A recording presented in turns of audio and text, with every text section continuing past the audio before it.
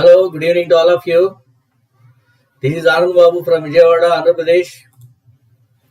Today our topic is stem, root and leaf. This is coming under morphology of the plant, external structure of the plant parts. We are discussing about the NCERT based questions, and Unacademy, my referral code is Babu Live. Okay, this is also one of the important topic consisting a large number of questions, and questions will be given in different way. Here EAMCET rankers batch starts 24th December, so be attend for that and be regular. So have a concentration over it to get knowledge to get idea over the EAMCET. How do you get the EAMCET rank? So through this, the counseling will be given to you, and also what type of pattern is going on in achieving that type of goal. So like this. And here about the Unacademy here plus subscription. Unacademy is the best educational platform, and you'll be getting free classes, live classes, YouTube and special class also. And also you have interaction with experienced educators, so that you can avail the opportunity here. Please subscribe this and recommend to your friends to take this subscription. This is very conveniently available in monthly and yearly plan here. And by this, one can get many benefits here. And separate batches related to different subjects. Okay, experienced the people are involving here to explain all the topics to make you perfect in all topics and doubt clarification here, and to test your performance in examinations. Frequent quizzes will be conducted, and it is a well designed process here through which there will be barrier between there will be a bridge of concept between you and the educators here. So don't forget my referral code. Unacademy, my referral code is Babu Live. Okay. Let us start with our regular program. Start with your program. And here some of the bits will be revised based on the NCERT, and how these NCERT bits are very important. Already learnt, are experienced in NEET examination. Okay, last year. Next, coming to start our program here.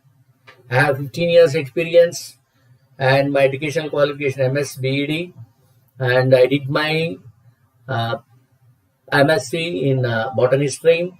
Okay, I worked in the reputed institutions. Okay, and this is the first question for you. Which are the following plant parts in garlic and onion are edible? Garlic and onion edible. I will take the pen. Please wait for 1 second. Here is the what are the parts here is it? And garlic here.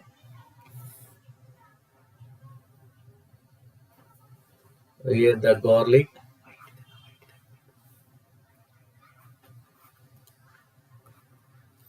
Here is a let me take.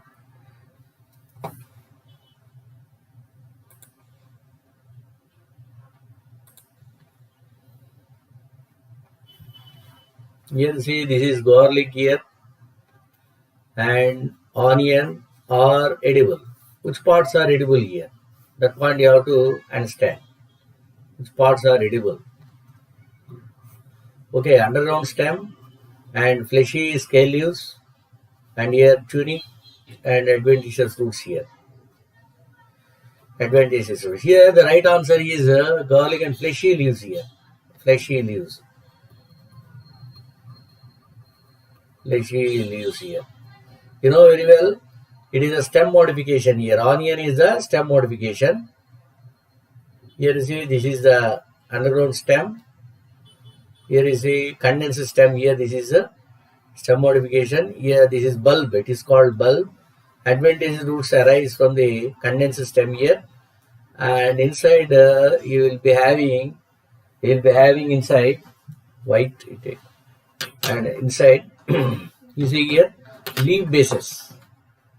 Leaf bases are they store the food material here. They store the food material. So here leaf bases are present. If we cut open the onion here, leaf bases where food is stored.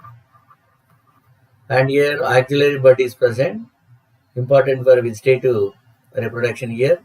And this is apical bud is also present here. So this is example for underground stem modification. This is onion bulb. So here fleshy leaves here are there, no, or leaf bases store food materials. So this is the right answer. Okay, fleshy leaf bases, right answer. Next, coming to another bit here.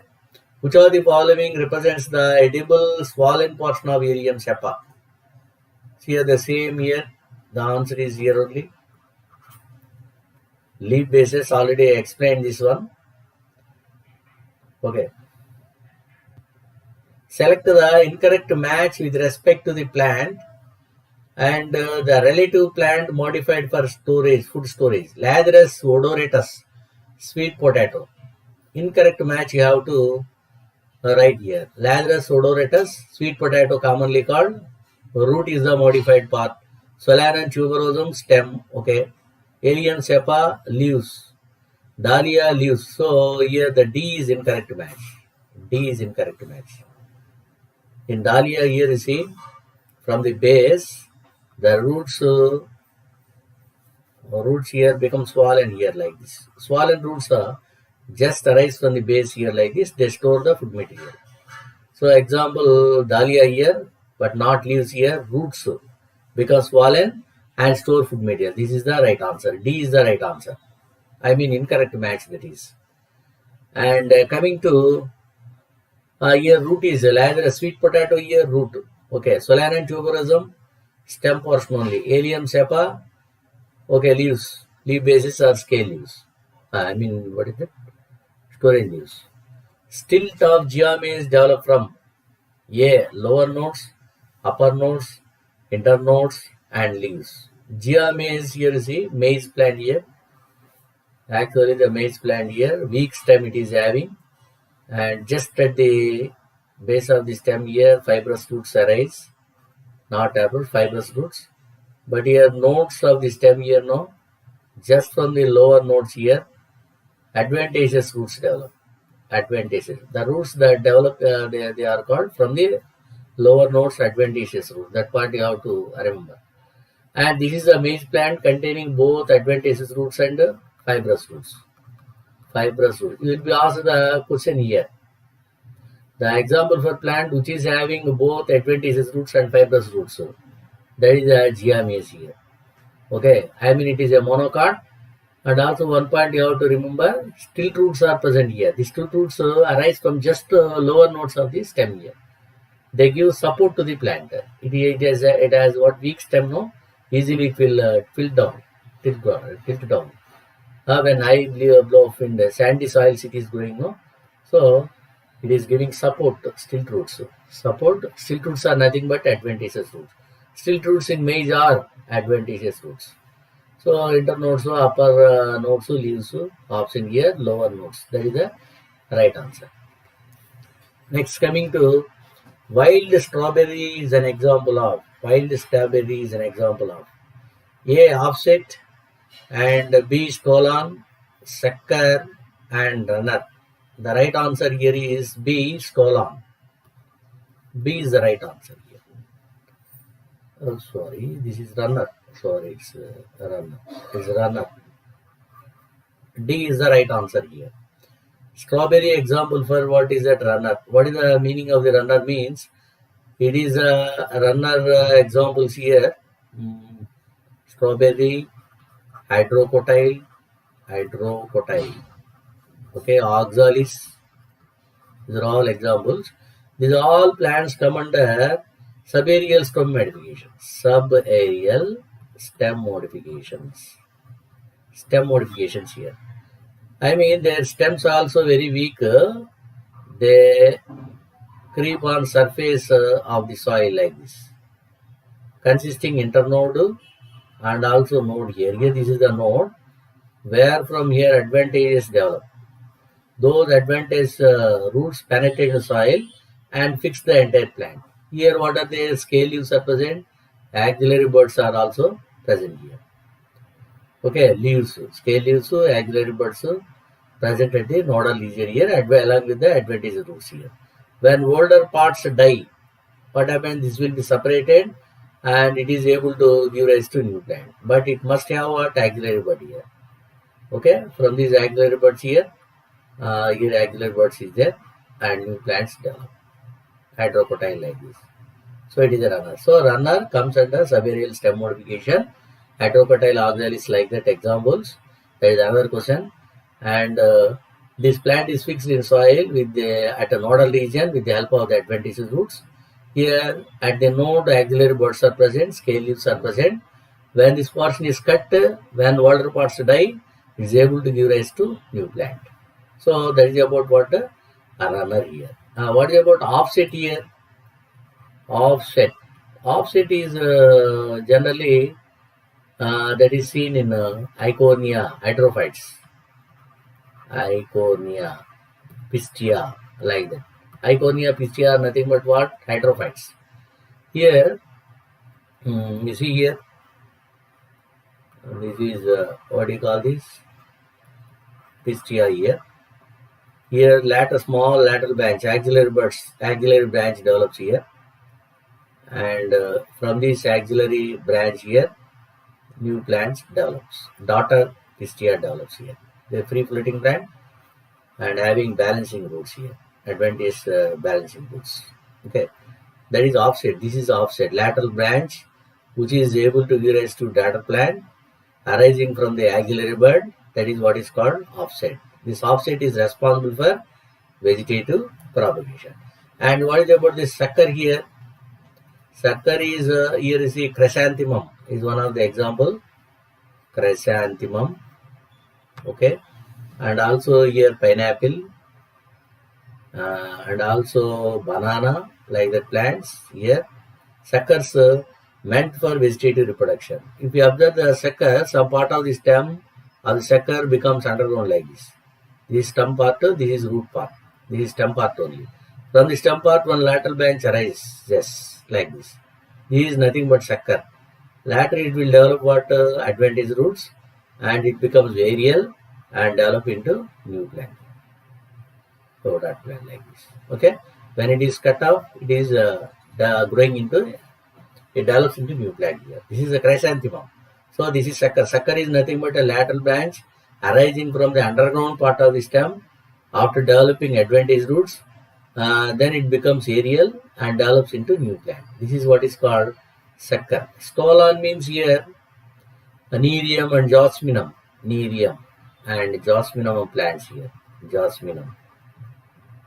Okay, here you see the branches which are very near to the soil here and they come in contact with soil and they develop adventitious roots and finally develops into new plant. Okay, like this. So when it is cut and detached from the plant body, it is able to grow individually. So this is what is called stolon. Jasminum and nerium, this type of okay, stolon. It is very important for vegetative propagation. Cutting process, this type of method is used for propagating the plants. Next, coming to an example of tuberous roots here. Tuberous example here, Colocasia, antiquorum, Ipomoea batatus, Solanum tuberosum, sweet potato, Raphanus sativus. B is the right answer here. B is the right answer. So roots become what is a tuberous and store food material in Ipomoea batata. Already know very well this. Plants which produce characteristics of pneumatophores and straw and so vivipary belong to halophytes. A is the right answer. A is the right answer. What is about halophyte? Halophyte, the plants which grow near the seashore. seashore. Where in soil water, salt will be more. Salt will be more here. In such soils, this type of mangrove plants develop. The mangrove plants develop pneumatophores. Here the salt areas and what is that area? It will show zero-body characters. And here clay soil. Actually, the soil is not convenient for aeration. So the plant here grows like this. Okay. But one point you have to understand here. Aeration will not, aeration, it is not convenient soil for aeration. Air will not enter. Why? Because here the texture of the soil is not convenient. Clay soil here. Okay. So some of the roots here, there no, they grow negatively geotrophic like this. Okay, negatively geotrophic. This type of roots are called pneumatophores. What are they called? Pneumatophores. Hallophytes. These are hallophytes, pneumatophores. Okay, pneumatophores. These, if you observe the pneumatophore here, small pores are present in pneumatophores.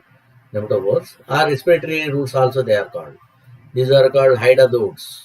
Hydrododes. Through which exchange of gases takes place. Oxygen is taken and carbon dioxide is released here. So this is very convenient for exchange of gases. So plants which produce characteristic entophores and show vivipary means what? Vivipary. Plant develops while it is still attached to the parent plant. While still attached to the parent plant, the seed germination happens. Okay, not in contact with the soil. Vivipary. So hallophytes best example here. Next, coming to plants which produce characteristic pneumatophores to show vivipary, already it is over. Which of the following plants bears moniliform roots? The exact answer here is Mimodica. Mimodica is the right answer. In Mimodica, the roots just like this appear in the form of beads like this. Such type of roots are seen in Mimodica, not curcuma. Curcuma is example for underground stem modification, and dahlia, fasciculated roots are present. I mean, roots appear to be swollen, fasciculated roots in dahlia. In asparagus, what is it? Asparagus here, scale leaves are present here. Okay, and Phylloclade.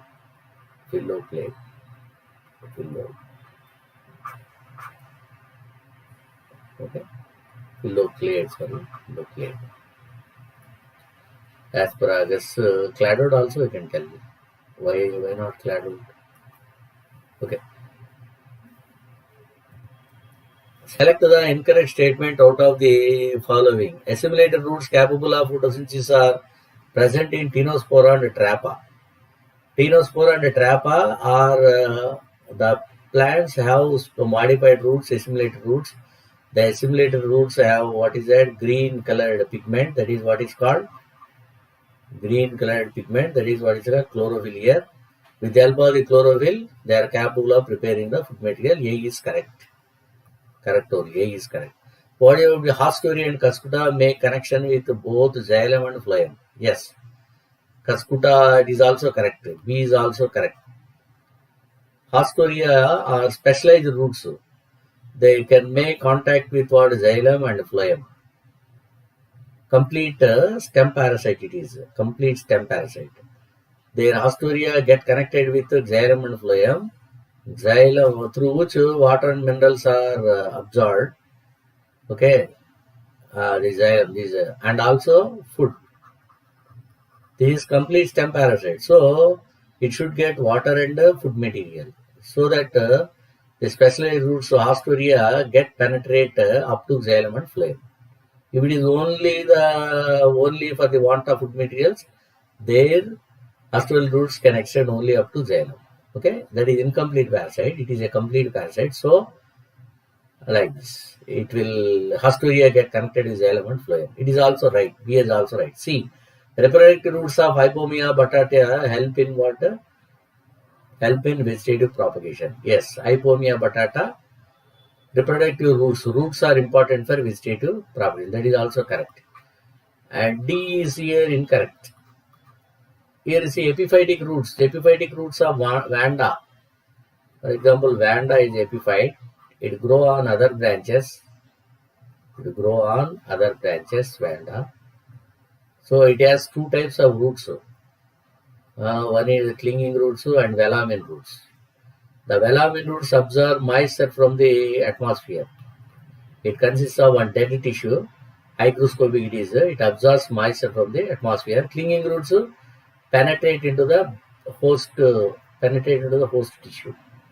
That point you have done. But here the roots are not having what? Root caps are completely important. Root caps completely absent. Okay? Root caps and root hair also absent. Root hair also here absent. But here what is given? Epiphytic roots of vanda possess well-developed root caps and root hair. So that is wrong. Epiphytic roots of vanda showing no root caps and root pockets. That root caps and root hair. That point you have to understand. Okay, why? Because it is not in contact with the soil.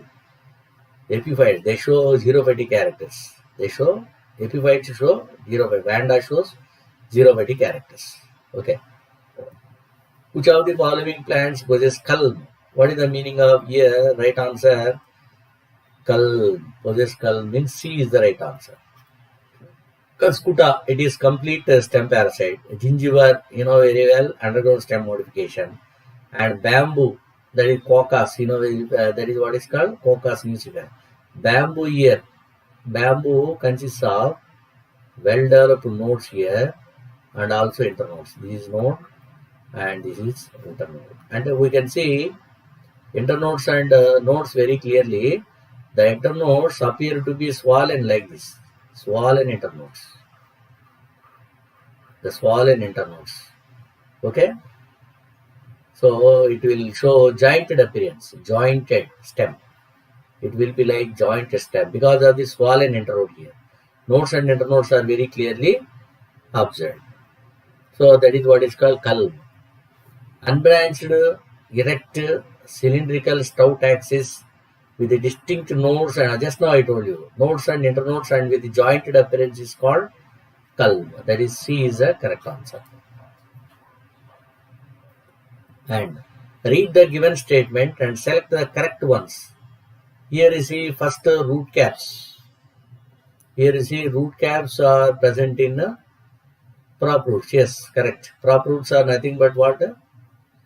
Pillar roots or mechanical roots. In case of Ficus bengalensis like this.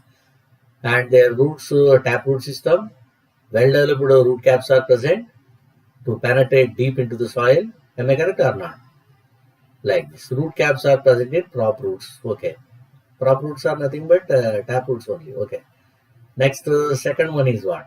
Pneumatophores help to get oxygen for respiration. Already I told you in Avicennia, rhizophora is there, no? Like that, friends. Pneumatophores exist. Pneumatophores are nothing but the roots which grow in clayey soil here, where poor aeration is existing, and the roots grow negatively geotropic, containing hydrodes meant for exchange of gases. Exchange of gases happens through hydrodes. Okay. Pneumatophores are respiratory roots also there. It is also correct. And third one is edible part of ginger is underground stem. Yes. Ginger is nothing but horizontally it is growing in the ground. It is a rhizome consisting, storing the food material. So it is the edible portion. In a way, this is also right. And fourth one, hydrophytes usually possess a well-developed root system. Hydrophytes usually possess a this is wrong. Hydrophytes are water plants. I mean, the roots are not necessary. Actually, the plant here absorbs, okay, thin leaves are present. They absorb the water and minerals through body surface only, through epidermis only, in the form of bicarbonate. Okay, so salts and minerals, minerals and water absorbed through the body surface, through epidermis only, not by means of roots. I mean, of course, in some of the plants, roots are present. Okay, but roots are not well developed. There is no necessity of developed roots. Developed roots are seen in where xerophytes and also what is it? Xerophytes and also hydrophytes. Hydrophytes are not xerophytes and mesophytes like that. Okay, so what is the right answer here? 1, 2, 3. That is 1, 2, 3. That is C is correct answer. C is correct answer. 1, 2, 3 statements are correct ones. Fourth one is wrong. 1, 2, 3. Correct. Next, coming to read the following statement. Select the correct option. Statement 1. The stem tubers are the swollen ends of specialized underground stem branches which help in vegetative propagation of the plant. Okay. Solanum tuberosum is an example of a stem tuber which stores inulin as the main reserve food material. A. Both statements 1 and 2 are correct. B. Statement 1 is correct but statement 2 is incorrect. And C. Statement 1 is incorrect but statement 2 is correct. Both statements 1 and 2 are incorrect. Here you see first statement, the stem tubers example, Solanum tuberosum, that is a potato. Okay. In potato plants, here you see the branches which are very near, their tips become swollen like this. And tuber-like structure is formed. This is underground stem modification, okay, which stores the food material. This is important for vegetative reproduction already, you know very well. If you observe the potato here and there, eye-like structures are present, indicating the nodes in which here axillary buds are present. When small portion of the potato is cut and planted in soil, it is able to develop into a new potato plant. So this is a method of vegetative reproduction. It is correct only. A is correct. A is correct. And what is about statement 1 is correct. Statement 2 is here. Solanum tuber is an example of a stem tuber which stores inulin. It is wrong. It is not storing inulin. And statement 2, 1 is correct. And statement 2 is wrong. Why? Because it does not store inulin. It stores starch. It stores starch. That point you have to understand. Inulin stoichia. There is one of the plant where inulin Asteraceae members that will be stored. So what is the right answer here? Statement 1 is correct. Statement 2 is wrong. Okay. And that is B is right answer. B is right answer. Am I correct or not? B is right answer.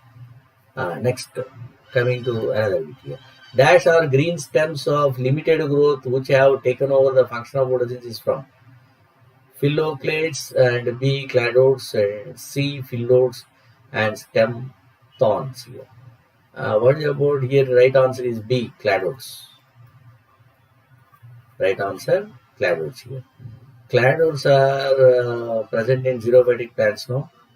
Example here, asparagus, ruscus, and ruscus. Cladodes are present. Okay, here cladode is nothing but a small branch with limited growth. Here one branch, limited growth. It contains chlorophyll here. It becomes photosynthetic. Photosynthetic means it is performing photosynthesis. Stem itself. Why? Because to reduce the rate of transpiration. If leaves are present, rate of transpiration is more. Am I correct or not? To reduce the rate of transpiration, that's what is it? A branch with limited growth understand performs a photosynthesis. So cladode is the branch with limited growth containing chlorophyll capable of preparing the food material, photosynthesis. Phylloclades are different. What is about phylloclades here? Phylloclades are seen in Phylloclades, opentia like this. Opentia. Here stem itself develops into leaf-like, modified into leaf-like. So instead of leaf, the stem prepares the food material. This is what is called opentia plant. Here and there, spines are present, which are the reduced form of leaves only. Reduced form of leaf is very important presence in xerophytes to reduce the rate of transpiration. Am I correct or not? So, stem itself modified into expanded green portion, that is what is called leaf-like. It is actually stem, it is looking like leaf, performs photosynthesis instead of leaves. Leaves appear to be reduced here in the form of spines. And what is about these phyllodes? Phyllodes here, one of the example here, Parkinsonia. Petiole is there now here. The petiole of the leaf becomes what is that? Green color and performs photosynthesis. That is what is called phyllodes. Example, Parkinsonia. Parkinsonia, it is a xerophytic plant only. Okay, stem thorns. Stem thorn means here, in Bougainvillea you see here, the thorns develop from either axillary bud or terminal bud here, thorns. Thorns are hard, pointed, woody structures. They are very important for protecting the plant from grazing animals and also helping in supporting the plant, supporting the other plant here. Okay, this is stem tendrils. Okay, next we'll switch over to another. Parallel venation is a characteristic feature of monocots. Okay, which of the following is an exception to these generalizations? Smilax A, B. Colocasia, C. Allium, D. All of these. The right answer here is A. A is the right answer. Smilax. Smilax. Here, not only Smilax here, one more example, Diascorea. At Smilax and Diascorea, usually what are the monocots? Parallel venation is character of monocots. Which are the following is an exception to this? Okay, but actually monocots, but they will show reticulate venation. Parallel venation is characteristics of monocots. Which of the following is an exception to this generalization means Smilax and Diascorea. Colocasia, Allium, these two are wrong. Okay. And reticulate venation is character of dicots. Am I correct or not? And exception to the generalization, what is it? Calophyllum, Erigium. A is correct. Calophyllum, one more example, Erigium. So actually these are dicots, but they will show reticulate venation. Okay, what is reticulate venation? Reticulate venation is character of dicots. Dicots reticulate venation, but here they show parallel venation. Erigium and Calophyllum. Right. Which of the following represents the functions of veins in the leaves? Veins in the leaves. Here you see, what is the important function? Here A is correct. Transport of water and minerals. Veins are present where in the leaf? Midrib is there, and lateral to the midrib, number of veins and veinlets are present. Branching, you see now, veins and veinlets like that. They spread all over the surface of the leaf here. Am I correct or not? Those are very, very important to give support, mechanical support to the leaf. Okay, and also important for transport of water and minerals. Leaf itself should get the minerals and water through veins and veinlets. These are supplied to leaves, and also it is giving a mechanical support. I mean mechanical support, so that what happens, the entire leaf lamina is subjected to light, so that rate of photosynthesis, photosynthesis takes place efficiently. And transport of organic food material. I mean leaves to synthesize the food material now. To transport those, food materials, this is very important. Veins and veinlets are very important. Veins are very, very important. Why? Because they also have vascular system now. Vascular bundles are present. Okay, so all are correct only. D is correct answer. All are correct. And coming to another question here. Finely dissected leaf may be adaptation of.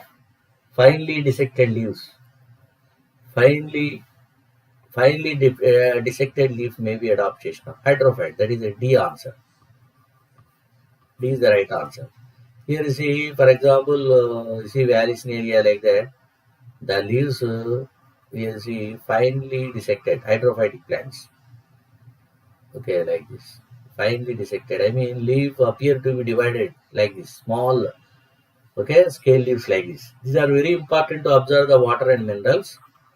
Okay, and also these are efficiently resist the water currents. It will not break up easily. If leaf is large size, he easily will be broken because of the resistance of water here. So our right answer is D here. Okay. Another question. A simple leaf can be differentiated from the pinnae of compound leaf on the basis and presence of absence of. Here the right answer here, axillary bud. For example, here this is the leaf now. This is what is called rachis here. Compound leaf consists of number of leaflets on either side. Am I correct? On each leaf, smaller leaf is called leaflet here. This is compound leaf. And here axillary buds are absent. Whereas in case of simple leaf here, here see, simple leaf axillary bud is present. But here, this is a compound leaf. At the base here, axillary buds are not present. And each and every leaflet, axillary bud is not present. This is the difference between simple leaf and compound leaf. And identify the group of plants possessing leaf tendrils here. Here P is there, and P here upper leaflets are there now. Upper leaflets will be present. They turn into tendril like this. Whereas in case of gloriosa, in gloriosa leaf tip here.